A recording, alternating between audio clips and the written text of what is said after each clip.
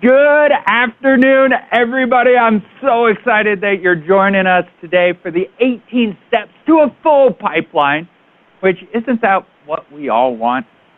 A pipeline full of opportunities, full of clients who need our services, need our help, and are waiting to get engaged and start the conversation. I want to take a minute just to introduce myself. My name's Justin Stevens. I run a company called Prospecting Done For You. And what we do is we have found that the most important thing when it comes to sales is having prospects. Because you can have a great closer, but if you don't give them any leads, they're not going to do much for your business. And so that's what we do at Done For You Prospecting. Now, I want to, as we dive into this, I want to make sure that you know about the two types of salespeople. Because there really are two types. And most companies put them all into one bucket. So the first type of a salesperson is what we call a closer, right? And everybody wants to be a closer. Everybody loves, most salespeople love the thrill of the chase, love negotiating and diving deep and figuring out, all right, how can I move this across the finish line? How can I get this opportunity where I want it to go? Closers are what most salespeople aspire to be. They want to be that person that gets the glory. That person that comes into the office and says, you know what, guys? I got one. Here's the contract. Here's the check.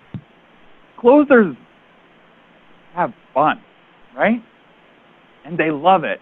But the second type of salesperson, no one really wants to be because it's not as fun. It's definitely not as glamorous. And what that is, I call it an opener. An opener is someone who focuses on starting the conversation. Because most companies see salespeople as one person, just salespeople. And so when they go in and they hire a salesperson who they're expecting to be a closer, they get frustrated when that closer focuses on the deals that are coming in. The deals that are hot, the deals that are closable, and they're closable right now. The closer loves that type of opportunity. They love to be able to focus on that opportunity. And so when they prospect and get an opportunity like that, they focus on it, which makes all kinds of sense. The problem is that focus makes it so much harder to keep your pipeline full. So that's why I look at sales as two different roles. Your openers are designed to do one thing: start conversation. They're designed to go out and meet people, go out and prospect, go out, could be cold calls, could be emails, it could be sending personal letters. It is designed to start that conversation. And once you have a conversation going, now your closer can come in and move it through the sales pipeline. So these two types of salespeople really should work together. Because if you have someone who's dedicated at finding leads, they are focused on getting the right person to the table, and you have someone else sitting at the table who is focused on getting them into contract, getting a check for them, what's your business going to do? It's going to grow because you're not splitting your focus from your sales team. So that's what we're talking about today, is which type of salesperson are you, and what type of salesperson do you need in your organization? Now, here's the problem when you put salespeople in one bucket. Predictability. When you have a closer who is also in charge of getting their own leads, your revenue is going to be very unpredictable because you don't know what they're doing to fill the pipeline. They may have 3 really hot opportunities right now, but in 4 months, when they're done with those opportunities and spent all their time working those opportunities, their pipeline could be dead. That's why having both an opener and a closer on your team creates predictable revenue and predictable results, because somebody doesn't get bogged down in how do I, or what am I doing to get this deal over the table. Your prospector, your opener, is dedicated to just opening conversations. The next thing you need to know is consistency is the most important thing when it comes to business. If you are not consistent in running a sales pipeline, if you are not consistent in prospecting, you will have great months and you will have really, really bad months. Consistency is key. If you are not consistent, everything else becomes harder. And this is true of life in general, not just sales. Think about it. Cleaning your house, right? If you do it every week, does it take a ton of time? Not really. If you do it once a month, it takes a lot more time. If you clean once a quarter, how much time does it take to clean the house? A lot of time, right? Consistency is key to success. So when it comes to sales, when it comes to prospecting, the most important thing you can do is do it consistently. Make sure you are constantly working that pipeline, constantly working through what's coming up, what's in front of you, where do you need help, why do you need help. So as we dive into this, a sales pipeline is pretty simple. First, you take prospecting lead gen. So this is a wide bucket.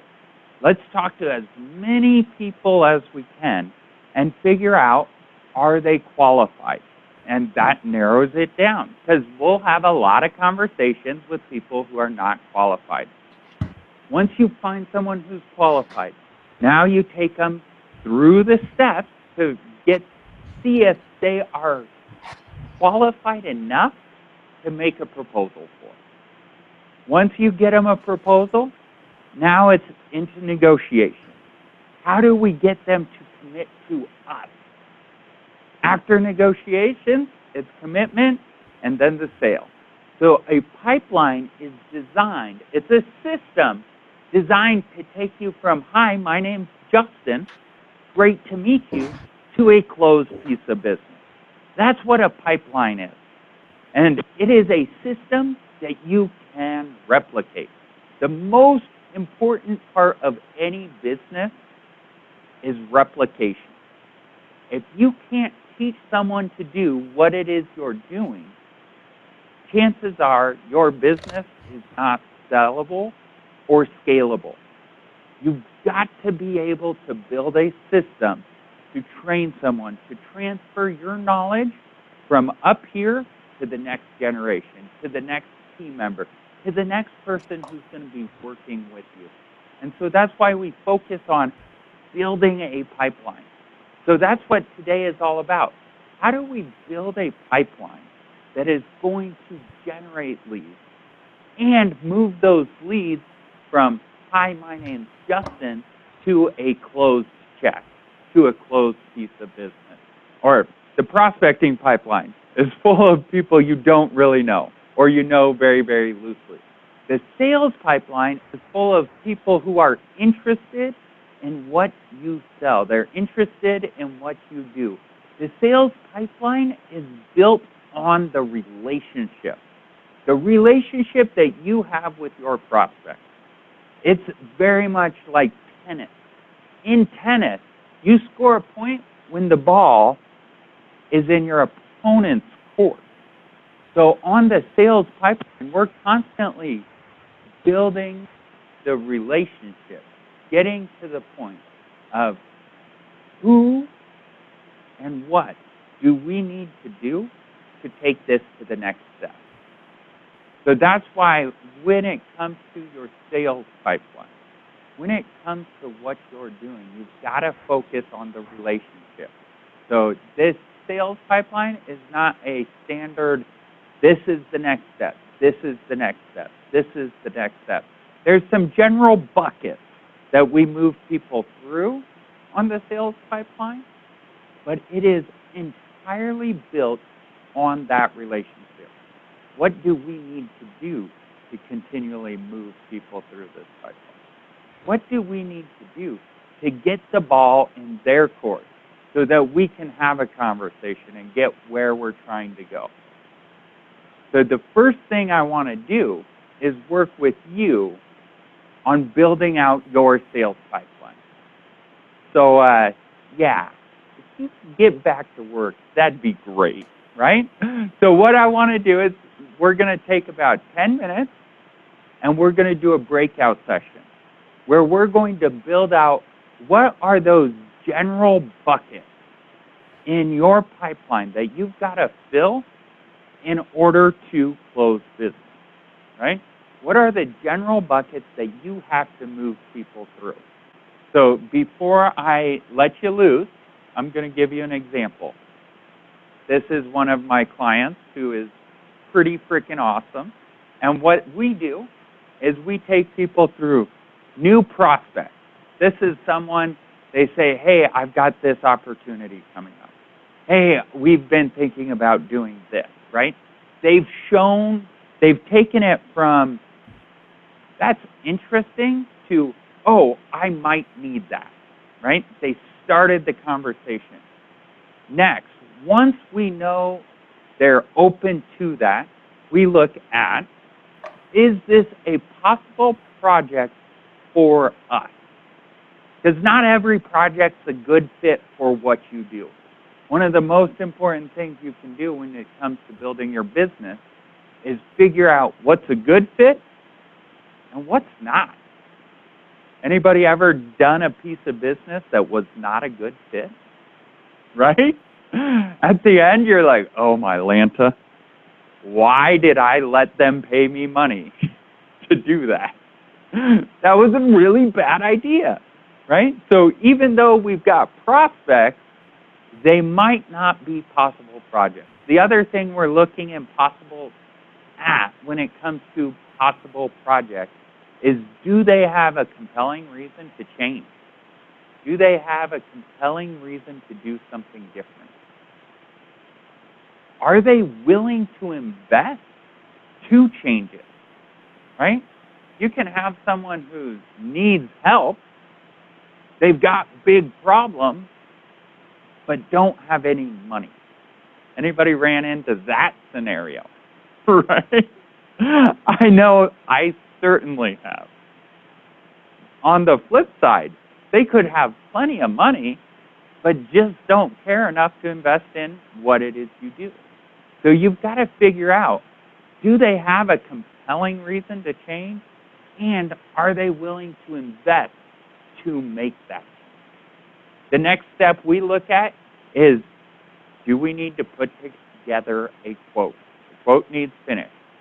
Because if you're doing a custom engineered solution, which all of my clients that I work with have a very custom engineered solution, and it's custom to each project, not even each client. Each project is custom. So you need to make sure you get that quote put together so that you can move to the next step. Once you have the quote, then we look at the proposal. Did we make the proposal? Did we get that proposal where it needs to be? Did we get it in their hands so they can make a decision? So after we have the quote finished, we made the proposal, now negotiations start. When it comes to custom engineered solutions, negotiation is a part of the process. People want to feel like they're getting a great deal. Dickering is part of what people do. And that's okay. So you've got to start somewhere. So we make the proposal, we get negotiations started. All of this is, again, it's just like tennis.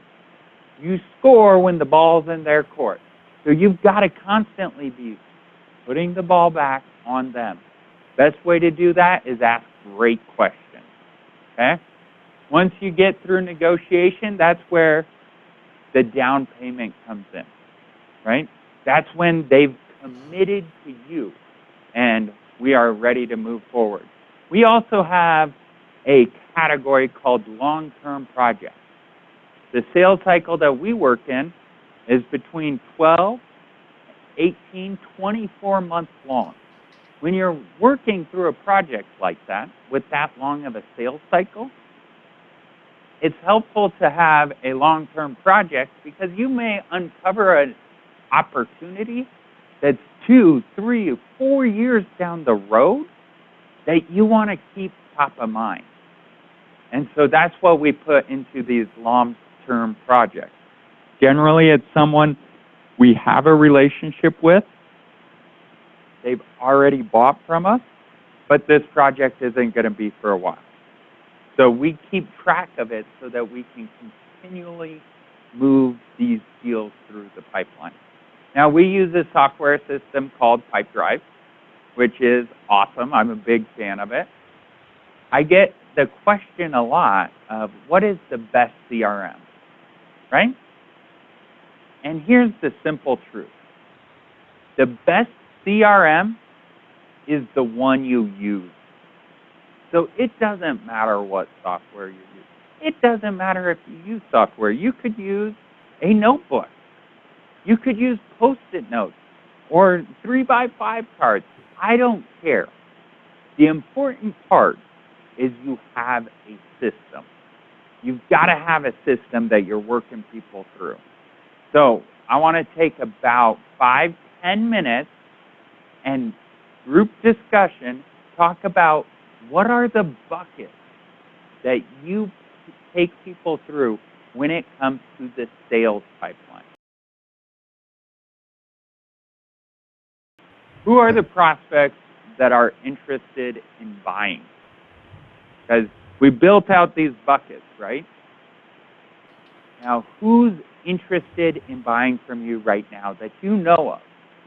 So, Larissa, this is a great time for you to take some notes, right? Write down the names of people who may be interested, names of people who have reached out or that you've seen asking questions about publicity. This would be a great time for Kitech to focus on what are those prospects? What are the prospects that we know have a project coming up? They know they need help. They know they're going to do something. Now with Kitech, we have this list already built out, right? But we always miss stuff. So if you think of anything that may not be on that list, now is a great time to write it down. Because we've got to focus on not just the future, right? Not just what we'll do to fill our pipeline down the road, but you have all these warm relationships. You have so many people who know, like, and trust you and want you to be successful. Let's take inventory of them and figure out how we can harness those relationships to move forward faster. So that's one of the things we're doing here. So I want you guys to take some time, take 10 minutes right now and write down names. Write down the names of the prospects that you know who are interested in buying or may be interested in buying, right?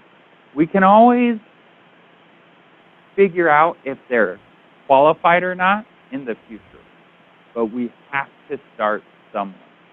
So take some time, write down who are those prospects that may be interested in buying. Now that you have a list of those prospects, I want you to create some action items. What can I do right now? What can I do right now to get the conversation going or keep the conversation moving? And when will I do it? Due dates are incredibly important. You have to know when you're going to do something. You have to know what you're going to do. That's one of the reasons why we create this 18-step process, is because when you don't know what you're going to do, it makes it really hard to do it. And then you spend as much time thinking about what to do as it would have taken to just go out and do it.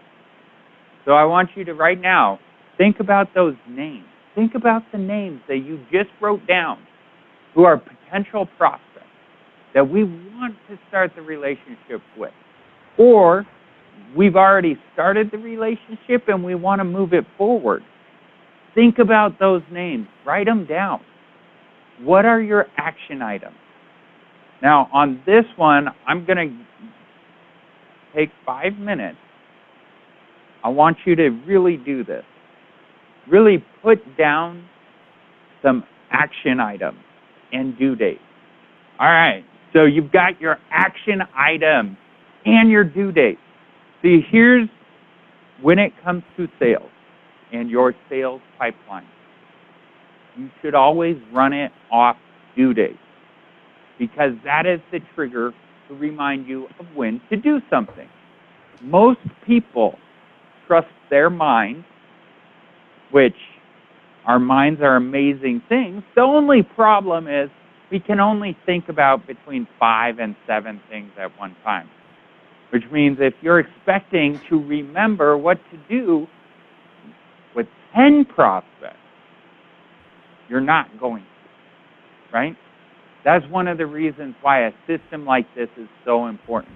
You want to have due dates, and those due dates tell you when to think about this prospect, when to think about this opportunity, right? It's your checklist. So anytime I'm working my pipeline, what I do is I do the action item. Let's say it says today, I need to call Larissa. So anytime I'm working my pipeline, I'm going to say, oh, got to call Larissa. Give Larissa a call. Ring, ring, ring, voicemail. Larissa, Justin, blah, blah, blah, blah, blah. Click, hang up. I did my activity in my pipeline for this opportunity today. So I'm going to mark it complete, and then I'm going to schedule. Maybe I need to call them tomorrow. Maybe I need to call them next week. Maybe it's next month. Maybe I need to send them an email in 2 days. Whatever it is, I complete the activity and I schedule the next activity. The worst thing you can do is have an opportunity that doesn't have a next activity. The activity is what's going to continually move it through the pipeline. The opportunity is what you're moving. Does that make sense? So that's what this action items, that's what this list is all about. How do we move them through? So now let's talk about the prospecting pipeline. The prospecting pipeline is built on the activity, not the opportunity and not the relationship. So the prospecting pipeline is all about trying to get people to have a sales conversation, right? Do you see the difference there? Once you've got a prospect, now the relationship started. Now this is where we're going. But until you do that, you've got to build it on the activities that are going to get you in the door. And that's what your prospecting pipeline is. It is a series of activities designed to engage someone and get someone to say, you know what? I want your help. I need your help. I can see what you're doing. I see why you're doing it, and I can see why we should be talking. That's what the prospecting pipeline is for, is to get that conversation started. That's why I call them openers, because their job is to open up conversation. So in your prospecting pipeline, we are going to build out a pipeline specifically on activities that you can do to move someone through the pipeline. We are going to build it in a way that makes it easy for them to say, okay, I get what you're doing. Now, one important thing to remember when it comes to building a pipeline or prospecting pipeline specifically, how busy are you? How much crap do you have going on in your life right now? Can you think of anybody that you want to buy from, but haven't yet because of how busy you are? I can, right? We can all think of people that we want to buy from, but we haven't got there yet. Because maybe our kids are driving us crazy and we don't have time. Maybe we've been traveling. Maybe we've been on site. There's a whole host of reasons why someone could want to buy your product or service, but haven't yet because they're busy. Right? Typically, salespeople follow up 3 to 5 times. 3 to 5. How busy are you? Do you have 3 voicemails from someone that you haven't listened to and need to, that you need to do something on? I only bring this up because I have, and they're in my phone right now, and I'm thinking, I got to do this, right? And specifically for me right now, it's healthcare, right? I've got to figure out the healthcare for next year. But is that a huge priority for me right now? No. I've got a good 2 weeks before it becomes a huge priority, right? So it's important to build a pipeline that will continually remind people of who you are and why you're here. Because if you give up after 3 tries, if you give up after 5 tries, you know what happens? They forget. They forget about you. In my experience, it's between 10 and 12 attempts.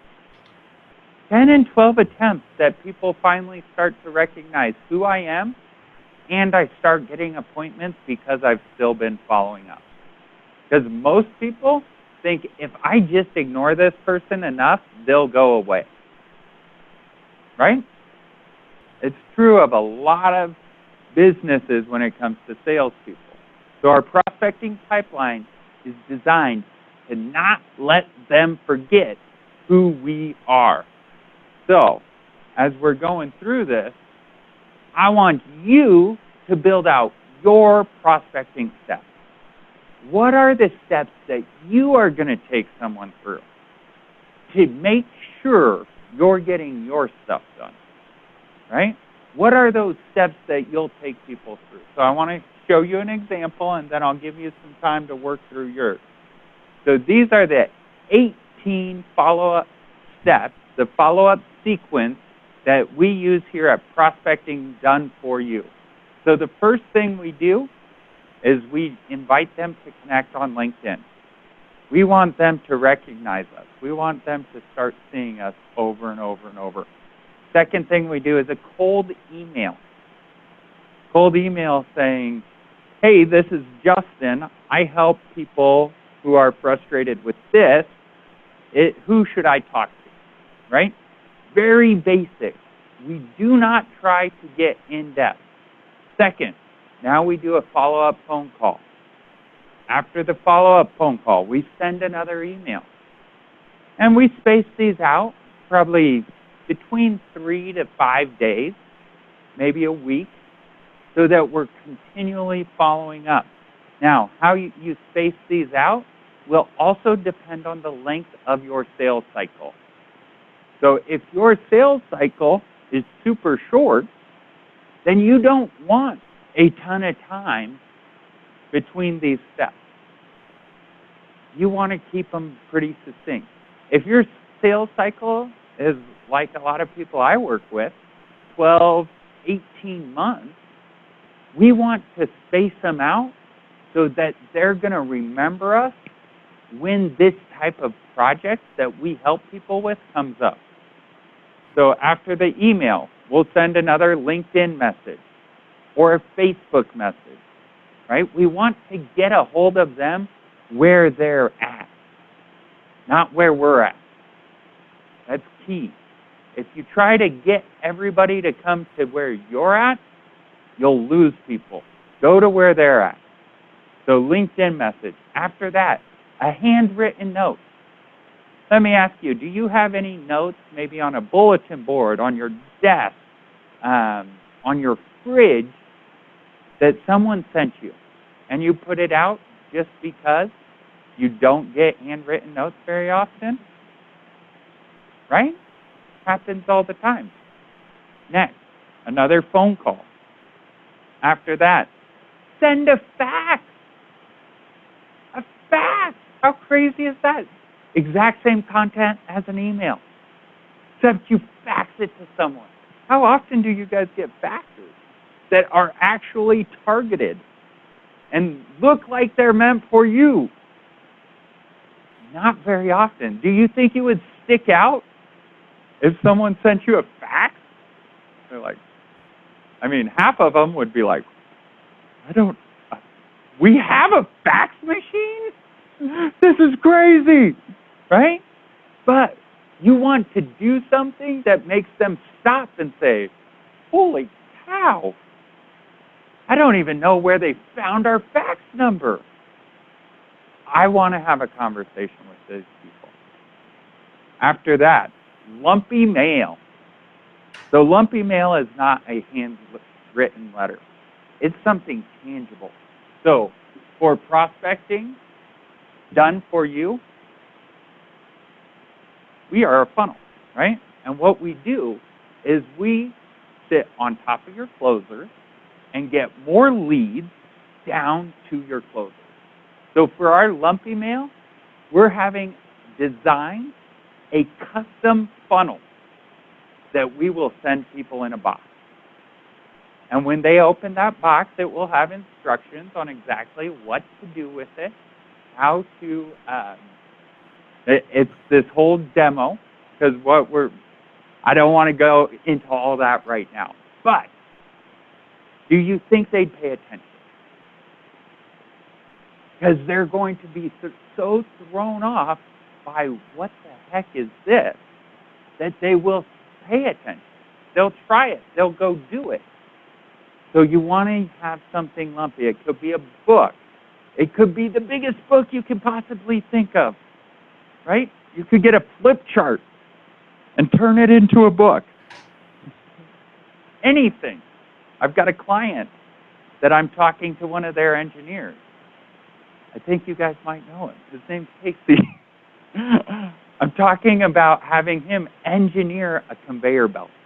Or not a conveyor belt, a conveyor. Just like a little standard conveyor that we can put in boxes and ship conveyors to our prospects.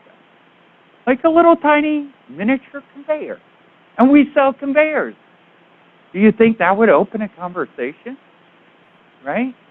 So you want to think about what can you send someone in the mail in order to break their pattern and get them to follow up with you. Once we do send lumpy mail, we always do a phone call about a week later, week and a half later, and we want to say, hey, did you get that conveyor belt or that conveyor? Hey, did you see the funnel? They'll be like, yes, I did. What the hell was that? Right? That's what lumpy mail is all about. It's getting these conversations. Because guess what? After you send the lumpy mail, when you call, now instead of saying, hey, is Gerald there? You can say, hey, could you ask Gerald if he got that funnel I sent him? Totally different conversation. And he's going to be like, all right, I'll take the call. So that, who is the crazy enough to send this thing to me, right? So next, we do a testimonial, right?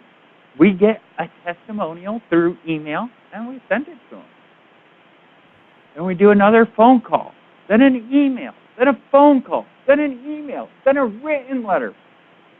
And then we follow it up with a close the file email, which says, hey, I've tried to get a hold of you. I think you're trapped under a rock and I should call the police. But I wanted to make sure that this is something that would not be a fit for you. Is that fair? And then the last thing we do is a close the file phone call. Hey, just making sure I've tried to get a hold of you. Seems like this is something you would never be interested in. Is that fair? Right? This 18-step follow-up sequence is designed to get the conversation started. Okay? So I want you guys to take time right now. Think about what is your 18-step system? What is your 18-step follow-up process designed to get those conversations started? Here's the fact, guys. Anybody can put together a list like that, right? It did not take me long to type up that list. Having the list is not what's important, okay? You have to work it. You have to consistently move people through the pipeline. That's how this makes you money. Not building the list. Not putting the ideas on paper. It's working the ideas. Just like in business. Great ideas are a dime a dozen. You can find great ideas everywhere. It's putting in the work to make them work that makes the difference. So you built it, now use it. Make sure, put a system in place. Like I said, I use Pipedrive, but there are tons of other opportunities. There are tons of other ways to go out and put this into practice. Create a system that you don't have to think about it. The next thing that I want you to do is fall in love with your pipeline.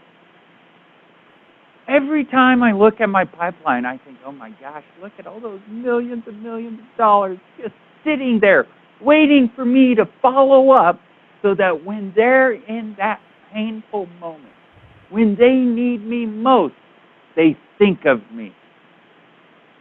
I try and look at my pipeline every single day, right?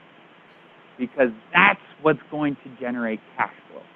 That's what's going to generate revenue. That is what's going to make our business soar. But you've got to fall in love with your pipeline. You've got to love doing it. Love taking action. Because taking action is what makes you win. So, I want to encourage you, fall in love with your pipeline. Now, once you fall in love with your pipeline, you've got to fill it up. Fill that heart up with good, juicy blood. So there's a couple things when it comes to filling your pipeline. First, you need to figure out who is my ideal client. Not who could I work with. Not who can I sell. Very different questions. Who do I want to work with? Who do I want to spend time helping? Who do I want to consistently be in front of so that they can grow their business?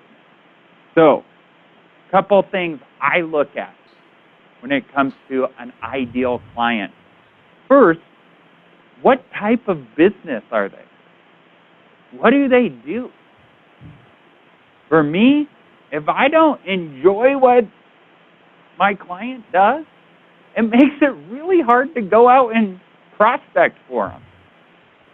I've got to be passionate about their mission. I've got to understand it and see the value that their clients get from it. Because I'm a sales team for hire. That's what we do. I have to get behind the mission. So, figuring out what type of business I work with is key. Annual revenue. This is so important, you guys. So I want you to think about, let's pretend you are working with someone who makes $100,000 a year. Okay? $100,000 a year. And you charge them $1,000 a month. What percentage of their income are you when it comes to annual expense? $1,000 a month, there's 12 months, that's $12,000, $100,000 a year. You are 12% of their income, right?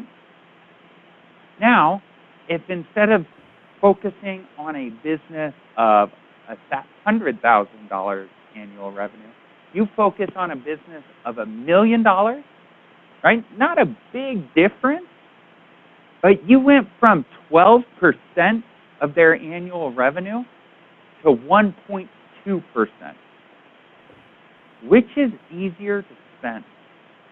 Which is easier to invest? When it's a bigger percentage or smaller percentage? Your ideal client. Honestly, I would not focus on anyone doing less than $1 million in revenue. I don't care what you sell. When you focus on people under that benchmark, it becomes significantly harder to close and to charge what you're worth. In order to charge what you're worth, you have to work with people who can pay what you're worth. Organizational structure. Who are you talking to? Who in the organization? Are you talking to a middle manager? Are you talking to the CEO? Are you working with the sales team, trying to sell them? Who in the organization you sell to matters. What they sell. So what they sell is really important. Take prospecting done for you. What do you think I sell? Any guesses? What do I sell? There's no wrong answer. Larissa, what do you think I sell? You sell time for people because you're the person who's going out to do the selling for them, and you have your sales expertise, which frees up your client to focus on what they do best. Yes! Oh, Larissa, that is spot on. You've got to focus on what they sell. Comes back to what kind of company they are. If you don't know what they sell, it makes it really hard. And if you can't get behind what they sell, it makes it really hard. Who they focus on.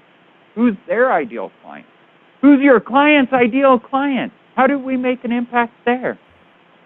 I always look at lifetime value of a client. Your lifetime value of a client matters tremendously. So if the lifetime value of a client for your customer, so for my case, I'll give you a couple key things I look for when deciding if I'm willing to work with someone else. Number one, their initial sale price has to be $30,000 or more, right? I don't want to help someone who's selling $5,000 things. Not because I can't help them, but it makes it harder for me and my team to win for them, right? So initial sales price. Lifetime value of a client of $250,000 or more, right? Because, so what we do, we charge $10,000 a month to run this system for people plus commission.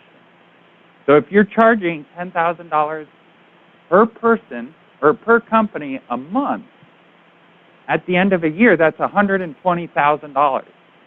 But if the lifetime value of a client is $250,000, I can bring in one client and double their investment in my services. Does that make sense? Right? So you want to make sure. What was that, Larissa? Sorry, I just said yes, it makes sense. Awesome. Yeah. You want to make sure so this game of business, you create the rules. You get to pick the rules. So you want to create rules that make it easy for you to win. Right?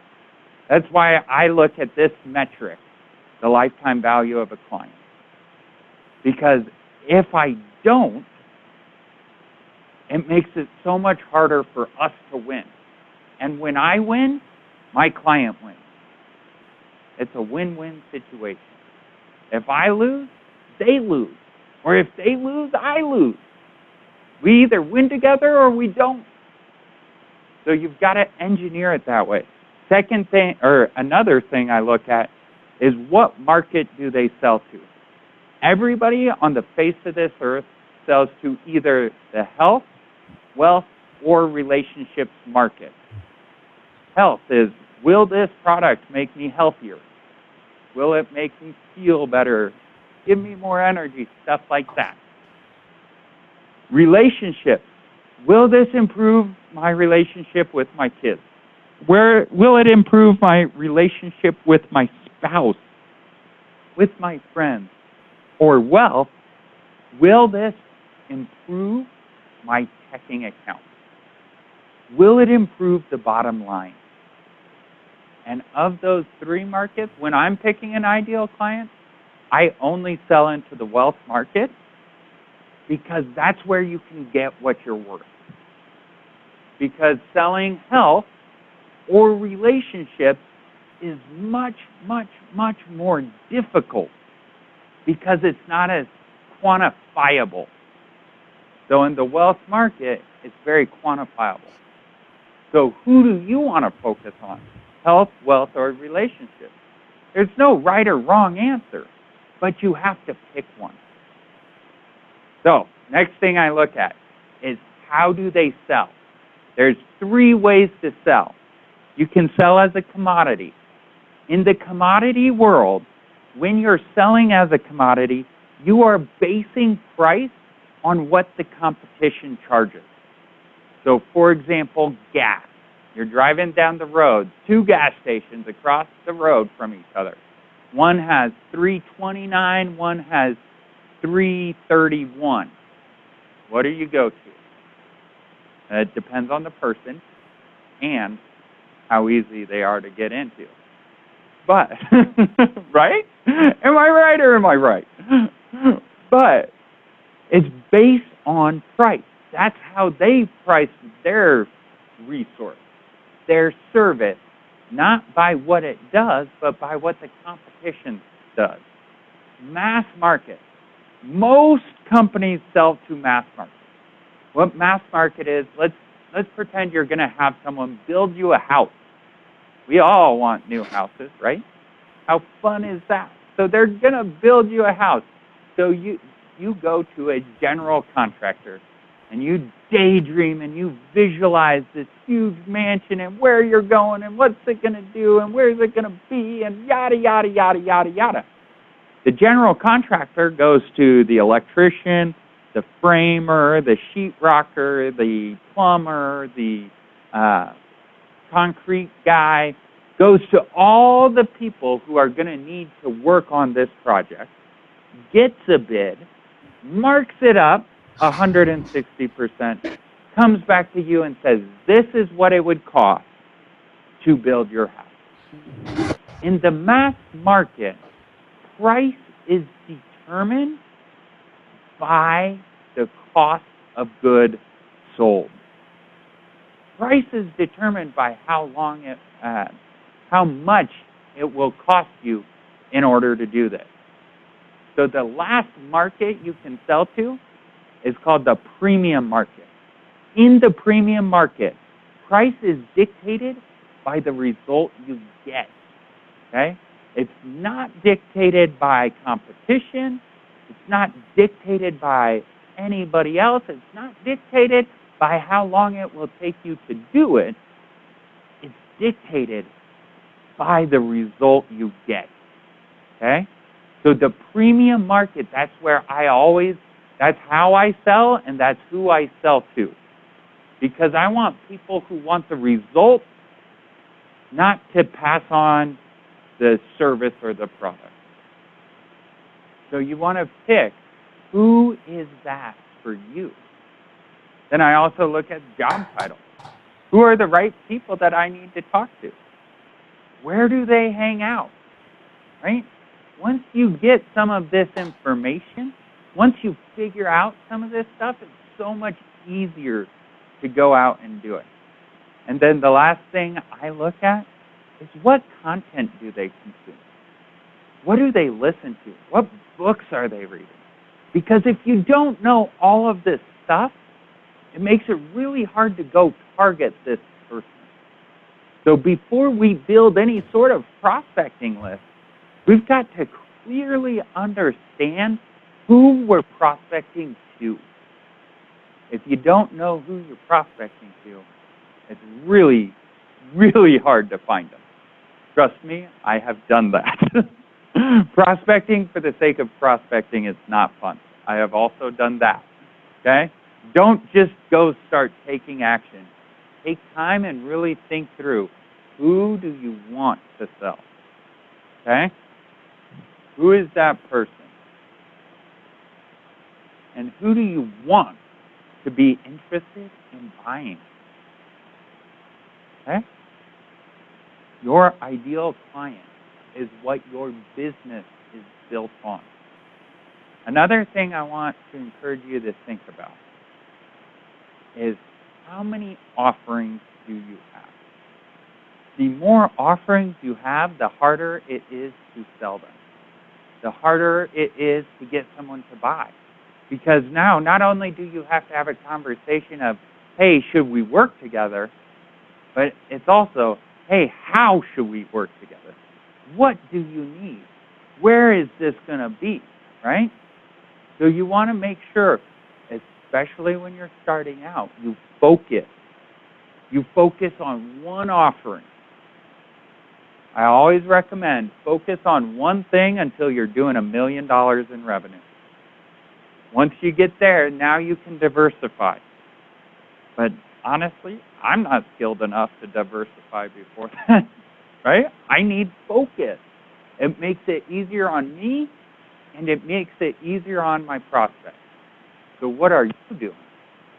Who do you want to be interested in? Why? Okay? Now, let's build that list. Take a minute and think about everything we've been talking about. Actually, before we build the list, let's do this. I'm going to put 5 minutes on the board. I want everybody to think about who their ideal client is. Who is that ideal person that you want to work with? We're getting clear into what we're trying to do, right? What we're trying to do, where we're trying to go, who we're selling to. Now that we have an idea of what that person looks like, it is time to build the list. So what I'm going to do now is we're going to transition from the pipeline conversation into the filling of the pipeline conversation, which is just as fun, right? And I'm going to specifically talk about this one tool I use that you may have heard of called LinkedIn. So LinkedIn is an incredibly powerful tool when it comes to prospects, when it comes to building your business, putting something together. And one of the reasons why it's so powerful is because LinkedIn is where people go to do business, specifically business, right? Facebook is awesome. Facebook is another very powerful tool for marketing. One thing I have found is the bigger businesses you target, the more success you'll have on LinkedIn compared to Facebook. When you're targeting smaller businesses, Facebook, just as good, if not better. But when you get up to those higher levels, a lot of CEOs don't scroll Facebook a lot. And when they do, they're not really looking at ads, right? You've got to be really good to catch them on Facebook. LinkedIn, whole different game. So that's what we're going to be talking about today, is how do we use LinkedIn for prospecting. So first thing I want to talk about is how you set up your profile. So there's 4 main things that you need to do well on LinkedIn when it comes to putting together your profile. First, you want to have a heading picture. A heading picture that promotes what you want to be doing, right? Who your ideal client is. So this is mine. I'm a speaker, right?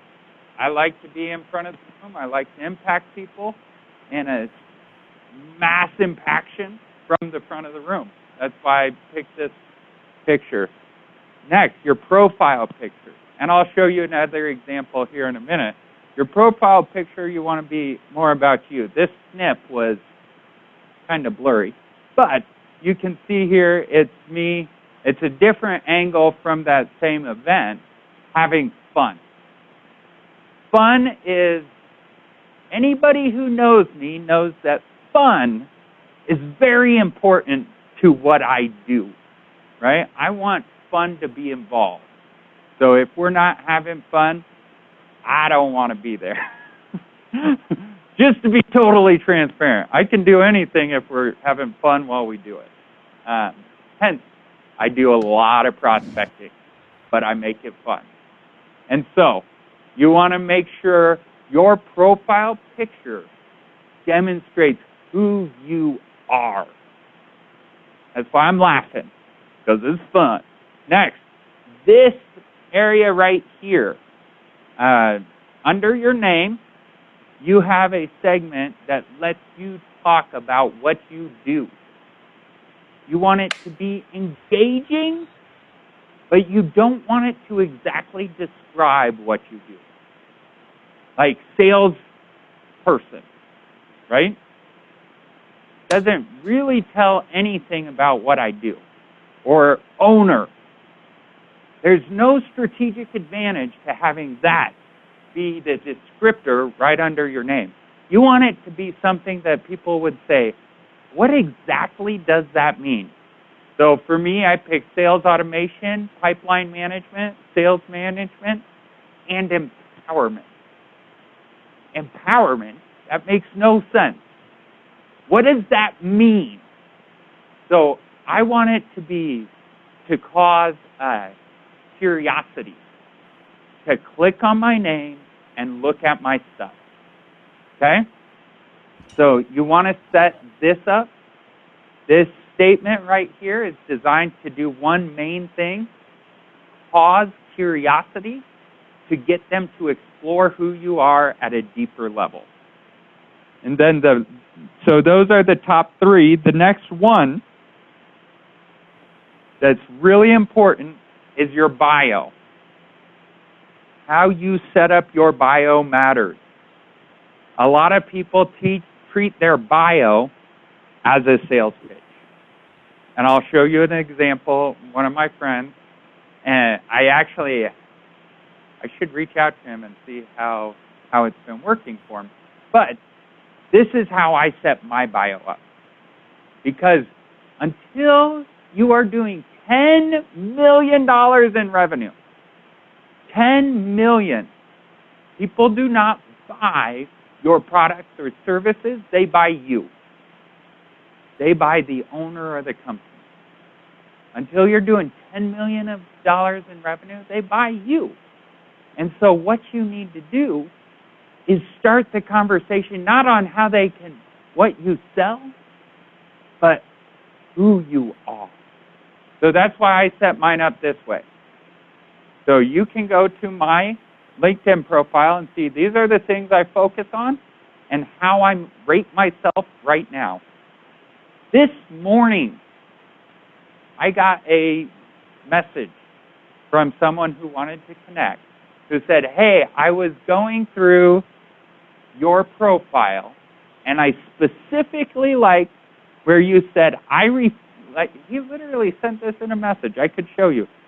I liked how you said, I refuse to raise good kids. I am raising good adults. That connected with him, right? So your bio is not, my opinion, it is not a place for a sales pitch unless you're selling you, in which case it is, right? This is a place for people to get to know you. So I'm showing everybody inside my life, right? And I'm being totally transparent. Dream fulfiller, my financial life. On a scale of 1 to 10, I'm a 5. I've got room for growth, right? Not very many people take their clothes off in public. Yet we all want everybody to accept us the way we are. So this is a chance for you to take your clothes off in public and be accepted as you are. Now, don't actually take your clothes off in public. You'll get in trouble for that. But you can share your inner feelings and thoughts on LinkedIn. Okay, guys? Any questions on setting up your profile?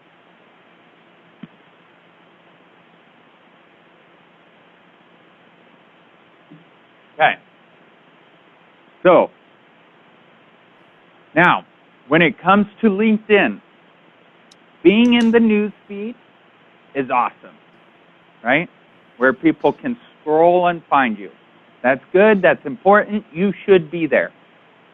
But the most important place to show up is in this notifications tab right here. You see that little 2, the red 2? When you click on that, it puts your picture right in front of your prospect.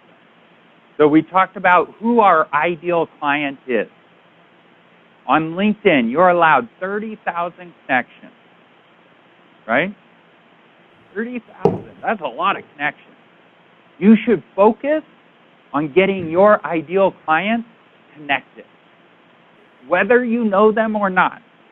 LinkedIn gives you 30,000 on purpose. Do you think you know 30,000 people? Do you think anybody knows 30,000 people? No. Right? It's a tool to connect. It is designed for connections you don't know. So you want to focus on building your LinkedIn profile with those ideal clients so that you're seeing what they do. And then once you identify one who is a prospect, we want to show up right here in these notifications. And so let me show you how to do that. Before we get into this, I wanted to show you another example. So this is one of my good friends, Yigal. He is the host of the Pawn Leaders podcast. He's a third-generation pawnbroker helping pawnbrokers make more, stress less, and live an epic life, right? So he lines out, it's not as much curiosity-based. He's lining out exactly what he does. You can see a picture of him up in front of people, and then he's got a nice headshot well put together. So that's his profile. Then if you look here, this is how we get into those notifications. So on LinkedIn, there's a skills and endorsement setting. And the point of LinkedIn is to generate conversation. Would you agree with that? Right? We want to get conversations flowing. So you go to skills and endorsements under anyone, and there's a little plus sign just like this. If you click that plus sign, so when I did this and I clicked leadership, the plus sign, you all got a little notification. That little bell went from 2 to 3. on his screen. And when he clicks on it, he sees my profile picture. And it says, Justin Stevens has endorsed you for leadership. Do you want to thank him? LinkedIn literally does it. It's designed to create conversation. So if he clicks yes, it opens a chat box, a message box, with pre-filled out, thanks, Justin. And he can click on that and send it to me. He's literally 2 clicks away from him starting the conversation, not me. How likely is someone to reply if they start the conversation? 10 times more likely, right? So this is one of the ways you can get into the notification center on anybody's LinkedIn profile. Okay? So next, recommendations. Recommendations is a great way to get someone to notice and respond to you. You take 3 minutes and write a recommendation for someone, it sends it to them personally. And it says, Gerald, Justin just recommended you for leadership or whatever, right? And those recommendations start the conversation. So when you recommend someone, it says, would you like to recommend them back? Click yes. Now we start the conversation. So LinkedIn's all about how can we go out and support others to start the conversation, to get them engaged in what we're doing and take it to the next level. Does that make sense so far, everybody? Any questions?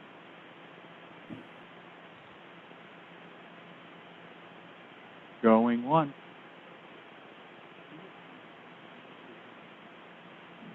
Do you have some kind of cadence, like of regular activity you recommend? Great question. I will show you the cadence when. So in a little bit, we're going to dive into LinkedIn, and I'll drive around as I show you kind of what I do. Okay, and I will show you that cadence because what we're trying to do is start conversation, and there are so many ways to do that every single day. If you take really, it takes about 10 minutes, 10 to 15 minutes each day, and you don't need more than that. If you do it consistently, it's super easy, okay? So yes, I do have a cadence.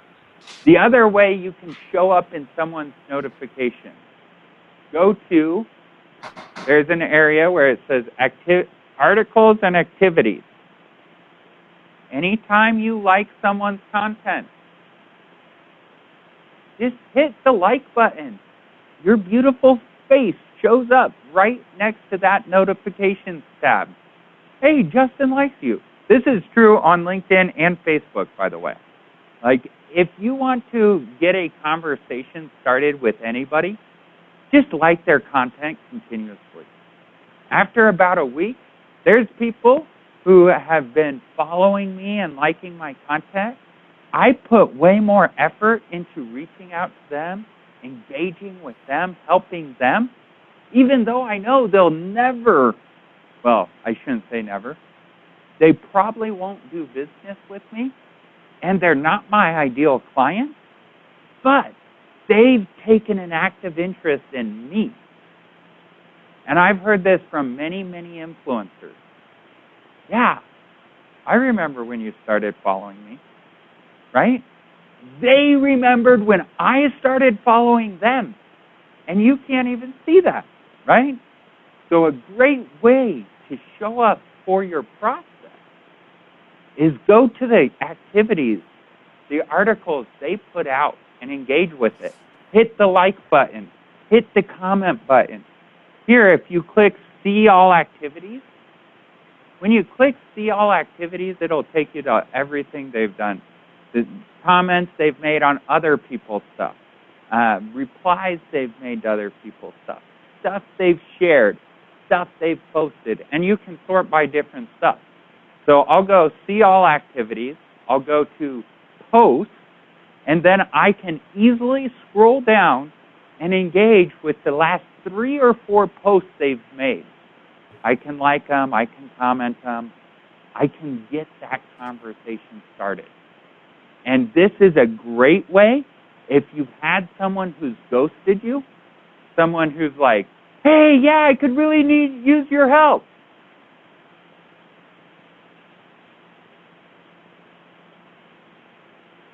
Oh, right?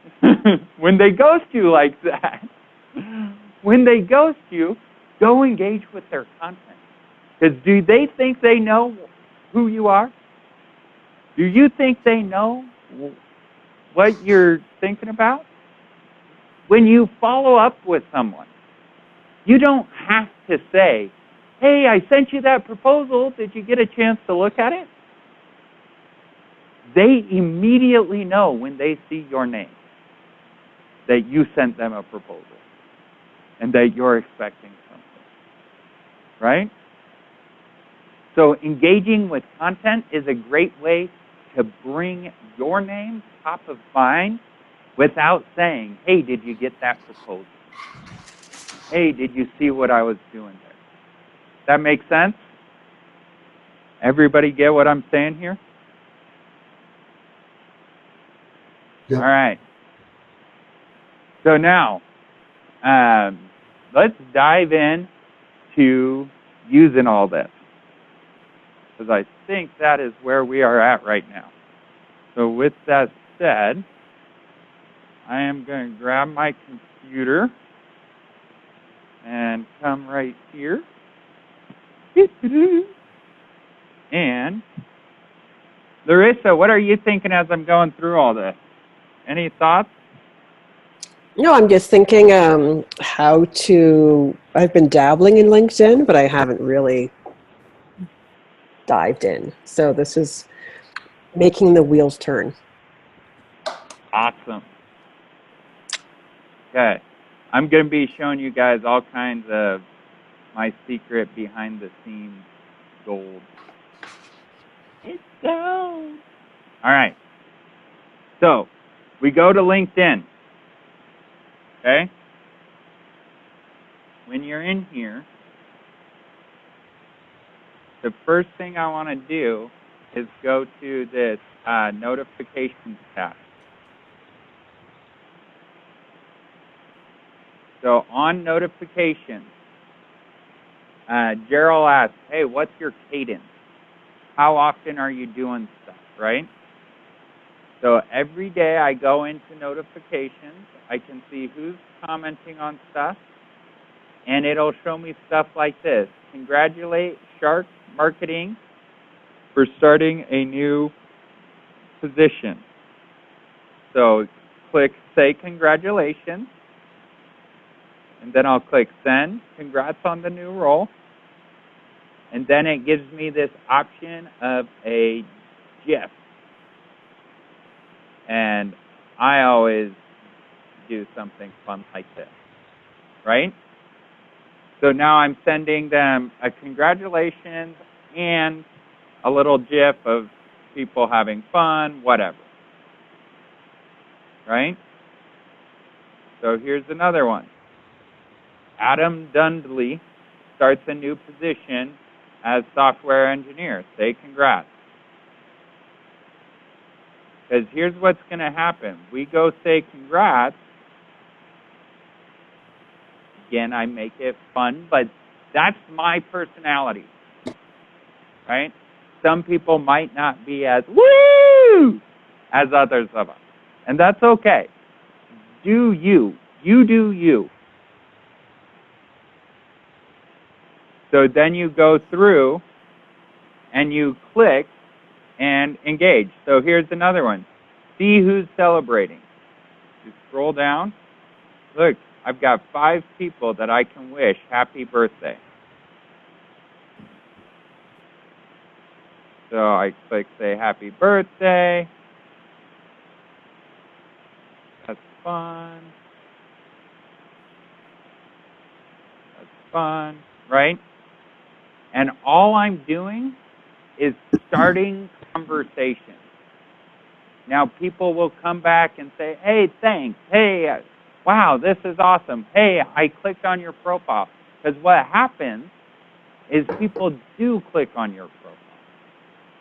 So they'll come in and see what you're saying, and they'll reply. So I would say about 15 to 20% of the time, if I send someone a happy birthday message, they'll manually, or they'll go say, okay, thank you, right? Whatever. That starts the conversation. Now you ask a question. Here's the important thing, okay? When someone responds, ask a question. Anything that ends with a question mark can be answered.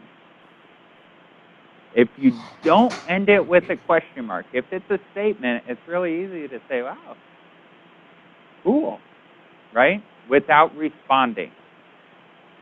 When I first started talking to my wife, she was very confused why I did not annoy her, because usually the people she dated annoyed her. It's because when they texted all the time, they would always text statements. Anytime I texted my wife, I ended in a question mark.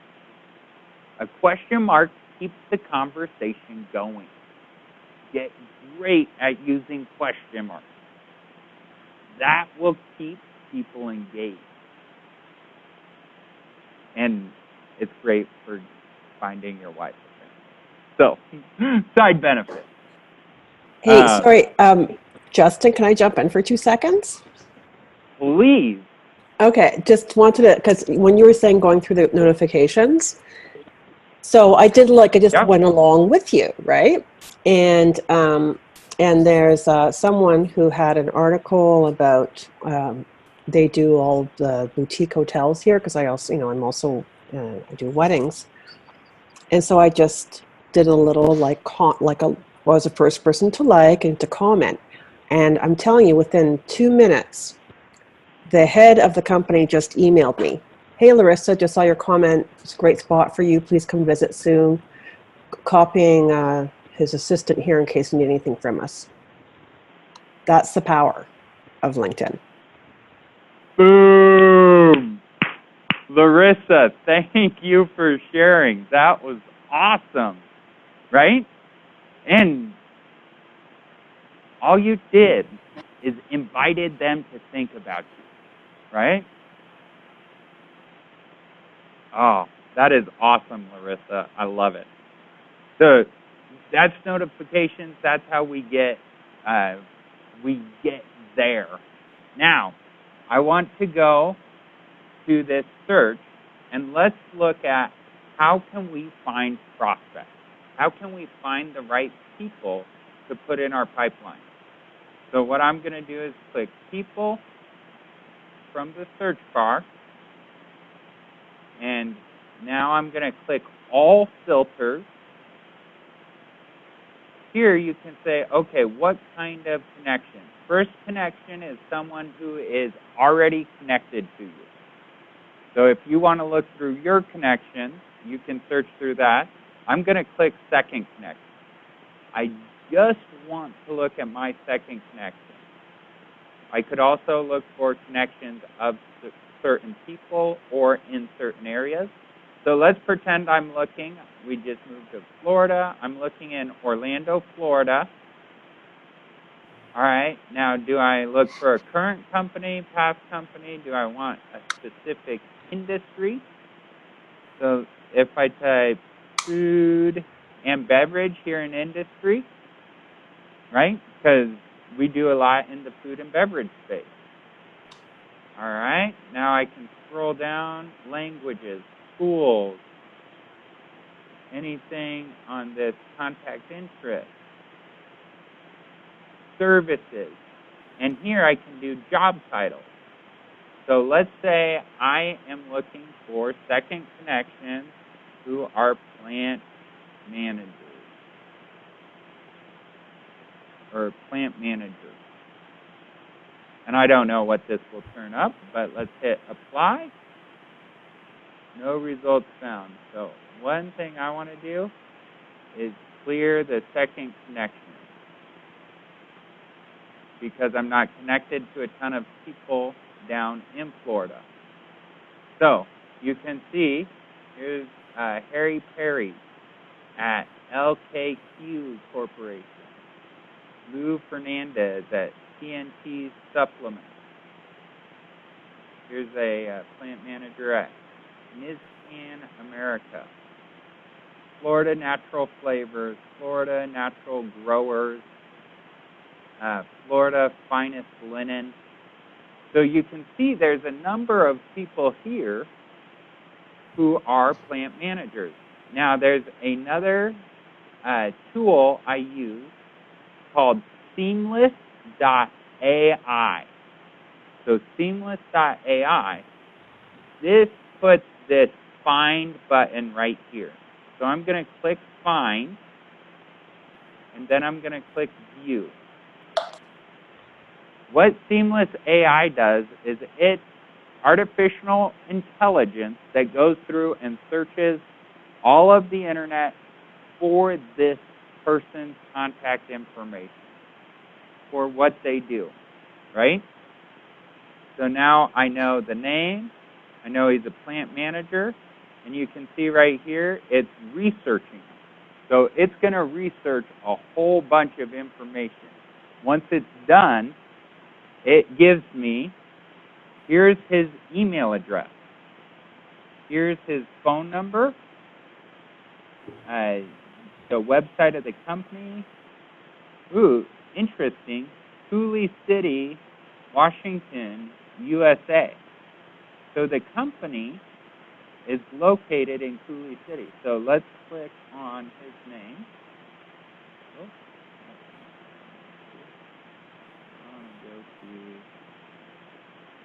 and the date, we got all this.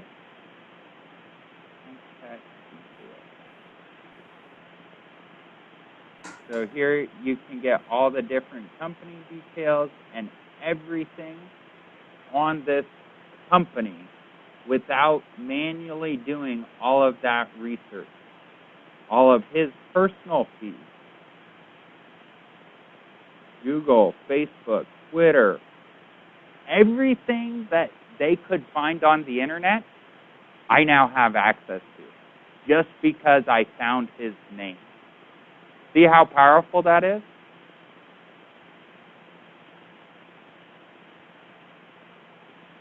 And then I can email him, put him right in. Go back to where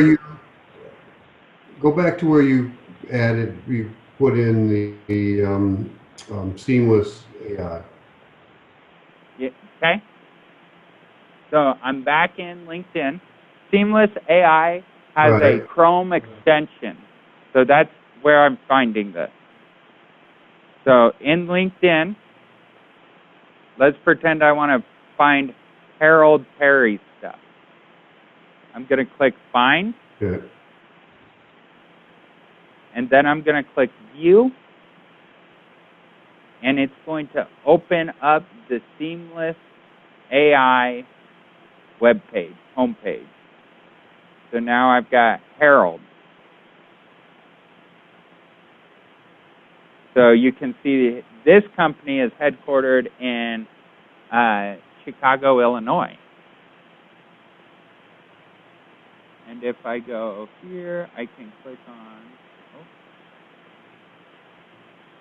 oh, this is also a cool thing about this tool. They go and look at, all right, these are all the different places it's found this information.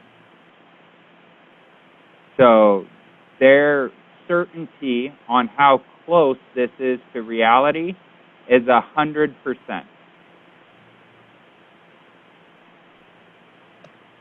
Email domain, 92%. So I'm going to close out of that. If I go to here, you can you can just get a whole bunch of different information on all of these people.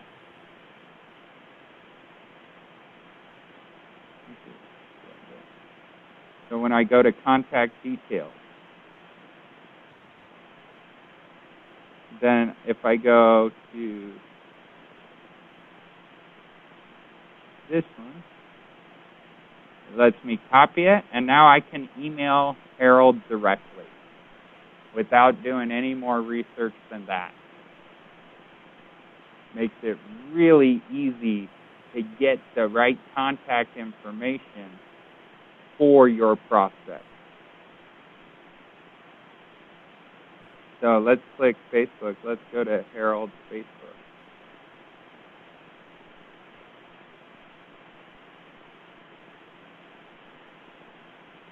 Oh, so this just took me to Facebook and they're searching for Harold. So that wasn't very helpful. Okay. But you can see how you get tons of information without spending a ton of time looking for that information. Oh, wrong button. There we go. All right. Now, if I go back to LinkedIn, what we can do is create lists. So if I remove Florida and say I want to look at the whole U.S. and food and beverage, plant engineer, and I apply that, or plant manager, now I'm looking at 1,700 results instead of 20. And I can change it around however we need to in order to build my list to prospects. Now this is if I'm targeting plant managers in the food and beverage industry. So let's go, like for Larissa, if we change this from food and beverage to professional training and coaching. Now, something I want to point out, I just have the basic LinkedIn. This is not on Sales Navigator. Anybody who has used Sales Navigator knows regular LinkedIn has nothing on Sales Navigator. So with Sales Navigator, you can get really granular in how you're searching, who you're searching for, which makes this process even easier, right? So we're going and looking, and instead of plant manager, let's say owner. And apply this. You'll see we got 55,000 owners in this professional training and coaching niche. And you can just scroll through and find them. Look through people. So that's such a big list that you're going to want to filter it down. In Sales Navigator, I believe there's a revenue filter, right? So with the revenue filter, you can go in and say, I'm looking for people between $1 million and $10 million in revenue, right? Makes it super easy to find that specific niche that you want to target anyway. And then you just take time and build out your list. Build out who you're going to target.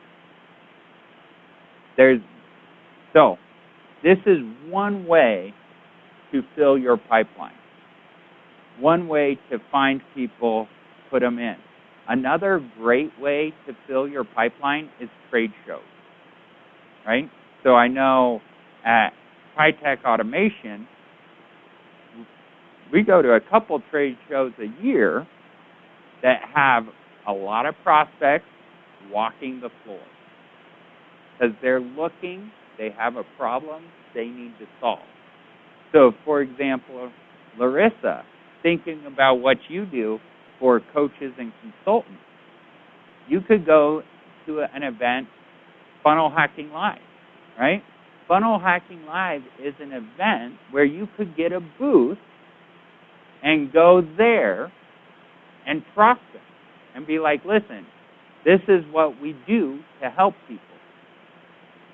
You could fill your pipeline with prospects from that event. Now, here's a very important note on sponsoring an event. So, like, if you wanted to do that with Funnel Hacking Live, 90% of your time should not be spent getting ready for the event. 90% of your time needs to be spent on how you are going to follow up after the event. Most companies spend so much time thinking about getting ready for the event, yet lose all the revenue they could have made from the event because they don't do the follow-up. One nice thing about the prospecting pipeline we went over today, if you just do that, that is your follow-up system.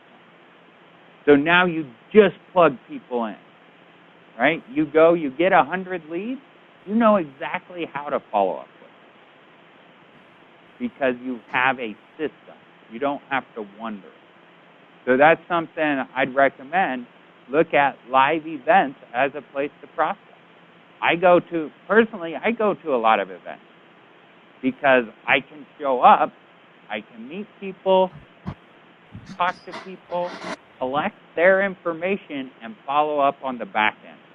Don't try to sell at an event. That's one big mistake people make is they spend all this time getting deep into a sales conversation when what they should do is get their contact information, schedule a follow-up, and then move on to the next prospect, right? You don't want to try to close the deal right there.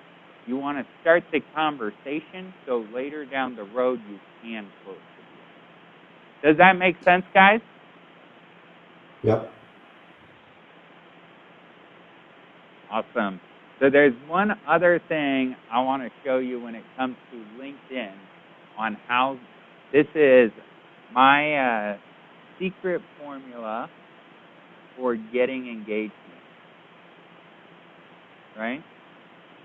So if I go back here, well, I guess it's called LempPod, and it is a different Chrome extension. If you go to www.lempod.com, you can download this program. I'll show you how it works. If we go back here, I'm going to go to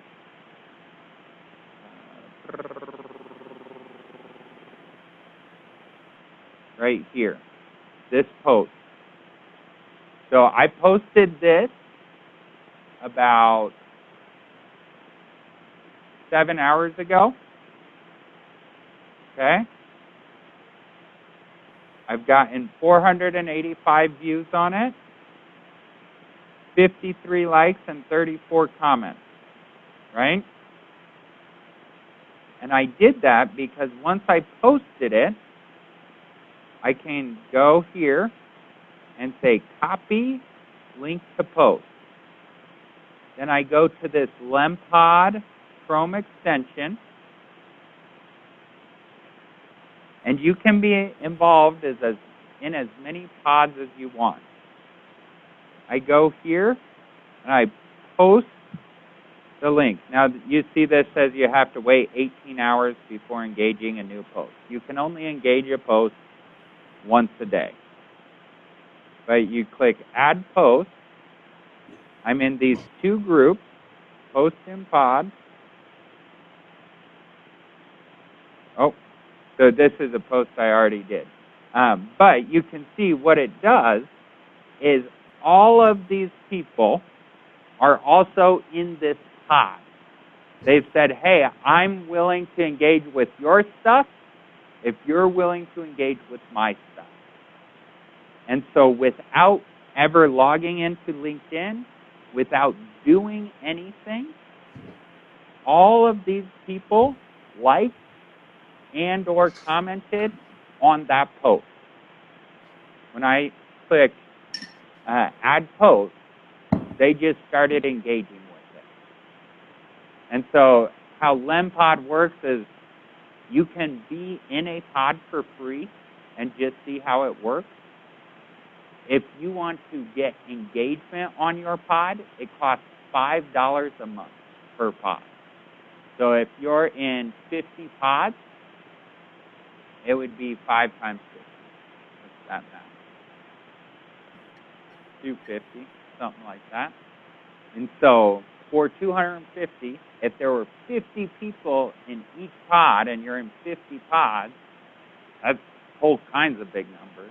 But any post and every post you do, you could get, let's say it's 1,000 likes and comments without really doing anything. And the benefit is LinkedIn's algorithms are based on engagement.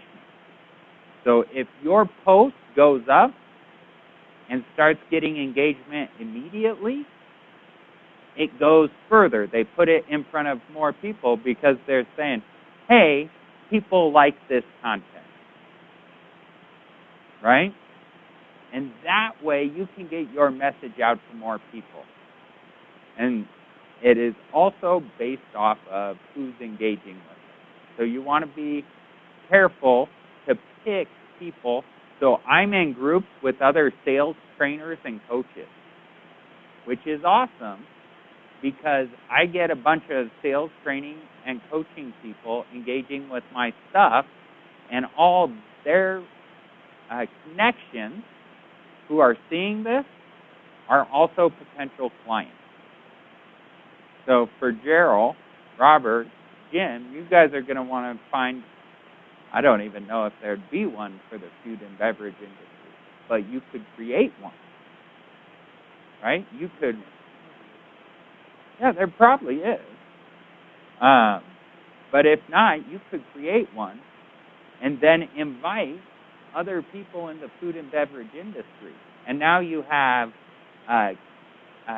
engagement coalition where everybody is helping raise each other's engagement up, which means you're going to become top of mind. For example, there's a guy who works, he does the onions. He's Shane Myers, yeah. Great on LinkedIn. He is so good on LinkedIn. But you get him in that coalition, now you're tapping into that network he's been building, right? So there's a lot of ways to strategically use this tool to grow your engagement, to get more out of what you're already doing on LinkedIn. Any questions with all of that, guys? LinkedIn in general.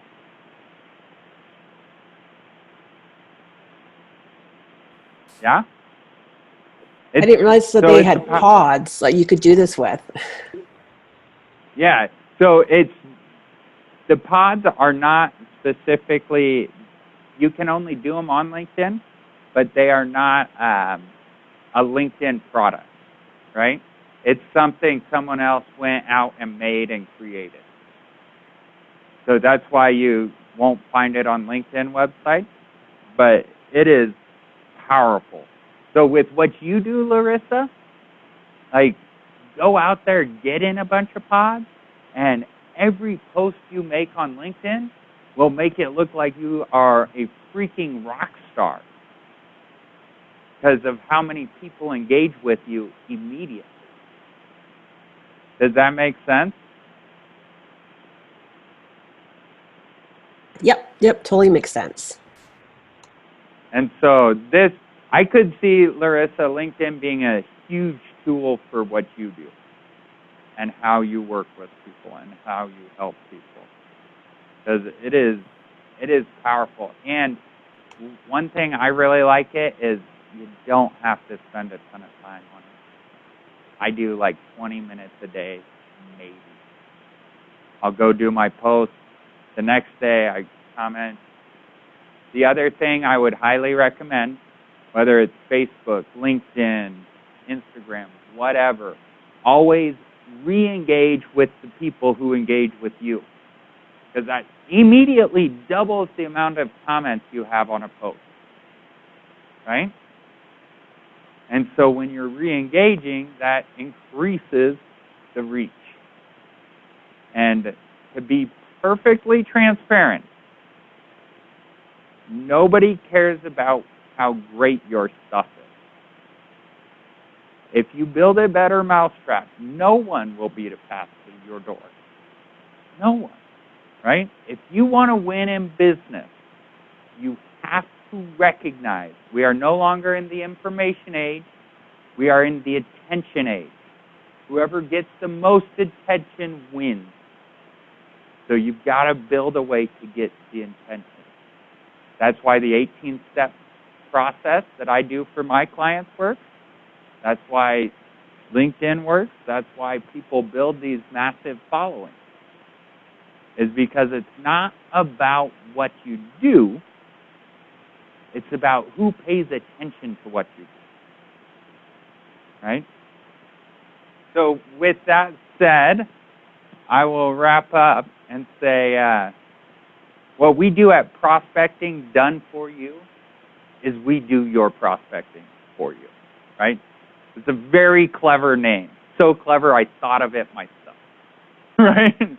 Prospecting Done For You. So if you guys want me to do your prospecting for you, give us a call, reach out, send us an email.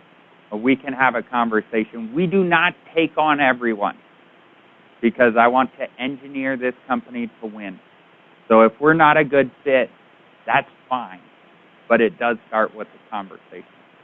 With that said, I want to thank everybody for joining us today, and we will talk to you soon.